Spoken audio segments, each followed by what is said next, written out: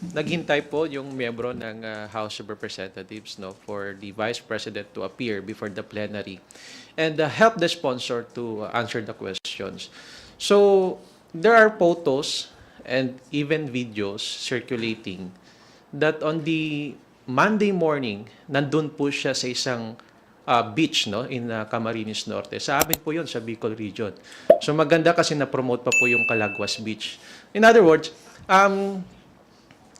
ibig sabihin po nito, wala ho talagang intensyon na dumalo dito po sa pagdinig sa plenaryo upang i-sponsor at i-defend ang budget po ng OVP.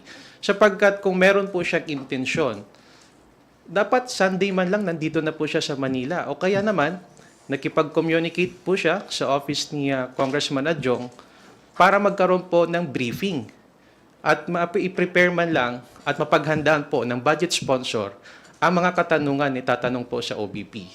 So, pangalawa, consistent naman po yung Vice President natin.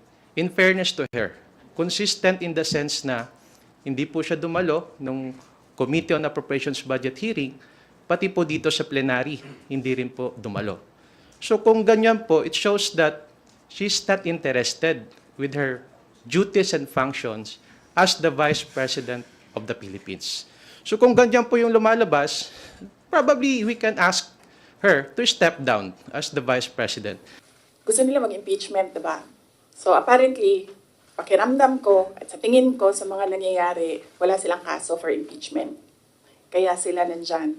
Kaya sila sige hanap ng kung ano ang gagamitin nila. Ngayon, ang track ni Franz Castro, ni Trillanes, is impeachment. Gumawa sila ng isa pang track na resignation. Parang papalabas nila, impeach ka namin for wrongdoing, whatever. And then, itong isang grupo na ito, umalis ka dyan. Kasi kapag hindi ka umalis, kapit tuko ka.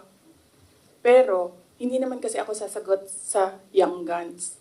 Dahil, kailangan ko sumagot sa 32 million na bumoto sa akin. Hindi sa isa or dalawa na tao. Kaya, hindi ako aalis dito. Dahil nilagay ako ng mga tao dito, believing that I will work for the country. And that is what we did. We worked. Follow-up lang po, ma'am. Kasi pakiramdam daw po nila, ma'am, meron daw pong mga section ng 32 million ang nawalan na po ng tiwala sa inyo. And specifically po, from the Marcos loyalists who voted you po with the tandem of your ex-friend, President Bongbong Marcos. Ano pong inyong pakiramdam po, ma'am, na parang yung iba po sinasabi ay quote-unquote nabudol dahil sa inyong tandem, ma'am? Hindi ko nasasagutin yan. That needs a sit down. Next.